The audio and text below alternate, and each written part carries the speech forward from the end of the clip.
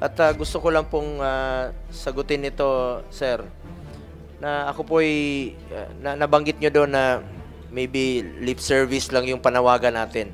Hindi po ako ganon. Ako po yung taong action agad. Alam nyo ba, sir, ako yung senador na umabot na po ng magkabilang dulo ng Pilipinas. Ako yung senador na hindi makatiis na nakaupo lang sa opisina. Gusto kong pumunta sa inyo. Pinupuntahan ko talaga at action talaga ako. Pinaghirapan na nila to, pinagpaguran na. Ano ba naman yung 3,000, 10,000 sa pawis at sakripisyo ng ating mga health kawawa naman to. Kailangan pa ba nilang pag makaawa pa sila sa inyo? Para lang bayaran ninyo? Hindi nyo naman pera yan. Pera ng taong bayan yan. Hindi lang health facilities ang importante, kundi pati na rin ang healthcare workers na mismong gumagamot at nagmamalasakit sa mga pasyente. Sila po ang hero sa panahon ng pandemya. Hindi po natin mararating ito kung hindi po dahil sa kanilang sakripisyo. Ang ilan po sa kanila ay nagkasakit, ang iba po ay namatay sa panahon ng pandemya. Sana po ay huwag silang pabayaan. In this hearing, we will ask the DOH and DBM for a detailed presentation and report on the status of the release of health emergency allowance due to our healthcare workers for their services rendered during the period of public health emergency due to COVID-19. We also invited the healthcare workers groups to hear their concerns po. Alam nyo, isisingit ko na lang po. Nabanggit po sa isang post ng mga healthcare workers natin na hindi pa nakatanggap ng HIA na nananawagan po sila sa akin. At gusto ko lang pong sagutin ito, sir, na ako po'y nabanggit nyo doon na maybe lip service lang yung panawagan natin. Hindi po ako ganon. Ako po yung taong action agad. Alam nyo ba, sir, ako yung senador na umabot na po ng magkabilang dulo ng Pilipinas. Batanes, Lindol, pagbukas ng Malasakit Center, umabot na ako dyan. Hulo, 10 beses na ako umabot dyan. May Malasakit Center doon, Tawi-Tawi, Basilan. Pinuntahan ko rin yan. Dito naman sa kabila, Palawan, magkabilang dulo, may Malasakit Center din doon, umabot na rin ako dyan. Dito naman po sa East, sa Samar, umabot na rin po ako dyan. Ako yung senador na hindi makatiis na nakaupo lang sa opisina. Gusto kong pumunta sa inyo. Pinupuntahan ko talaga at action talaga ako. Gusto ko may resulta kaagad. Kaya po tayo narito at gusto ko rin pong ipaintindi sa inyo na kami bilang senador, kami ni Sen. Raffy, ay kami po yung mga mambabatas. Ang nagsasubmit po ng budget ay ang executive. Pag naggumawa sila ng budget proposal, isasubmit nila yan sa DBM. Ang DBM naman po ang magsasubmit sa Kongreso at magsasubmit naman po ang Kongreso. Pagkatapos sa Kongreso, dadalhin po yan sa Senado at finally, isasubmit po yan sa Presidente.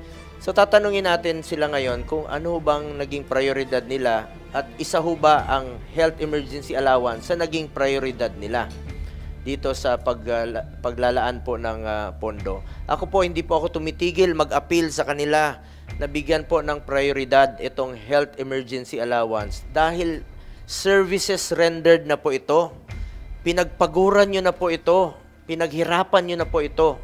At yung iba po ay 2 taon na po ang nakakaraan. So ang tanong dyan ngayon sa DBM, sa DOH, kung isa ba ito sa inyong naging prioridad at magiging prioridad. At appeal ko for the end time, umaapila po ako sa DOH, sa DBM, kung meron naman kayong mga unprogrammed funds na inilalaan, bakit hindi nyo ilagay sa pinaka-tuktok ang itong health emergency allowance, pinaka-priority nyo na unprogrammed funds para matapos na yung obligasyon sa kanila. Pinaghirapan na nila to, pinagpaguran na. Ano ba naman yung 3,000, 10,000 sa pawis at sakripisyo ng ating mga health workers. Kawawa naman to.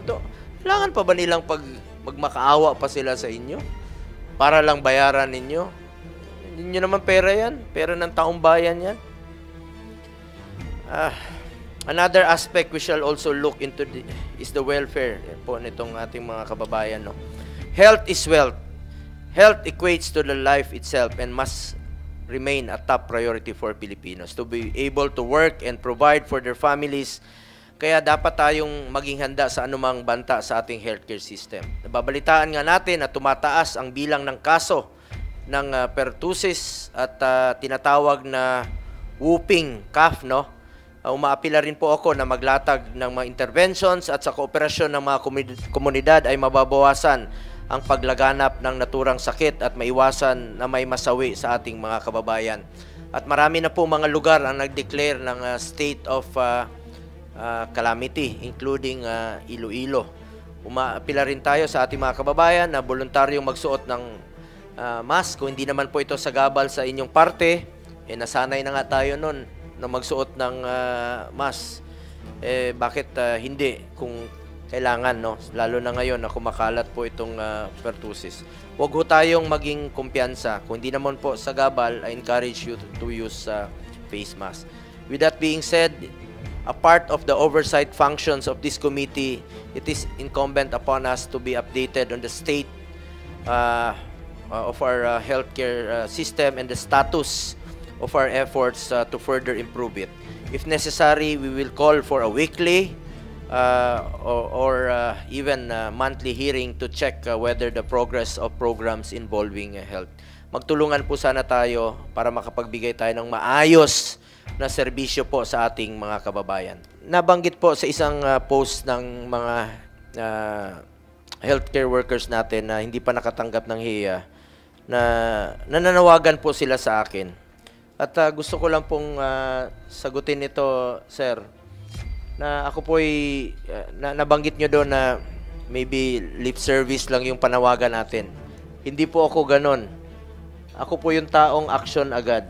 Alam nyo ba, sir, ako yung senador na umabot na po ng magkabilang dulo ng Pilipinas. Batanes, Lindol, pagbukas ng Malasakit Center, umabot na ako dyan. Hulo, 10 beses na ako umabot dyan. May Malasakit Center doon, Tawi-Tawi, Basilan. Pinuntahan ko rin yan. Dito naman sa kabila, Palawan, magkabilang dulo, may Malasakit Center din doon. Umabot na rin ako dyan. Dito naman po sa East, sa Samar, umabot na rin po ako dyan. Ako yung senador na hindi makatiis na nakaupo lang sa opisina. Gusto kong pumunta sa inyo. Pinupuntahan ko talaga at action talaga ako. Gusto ko may result.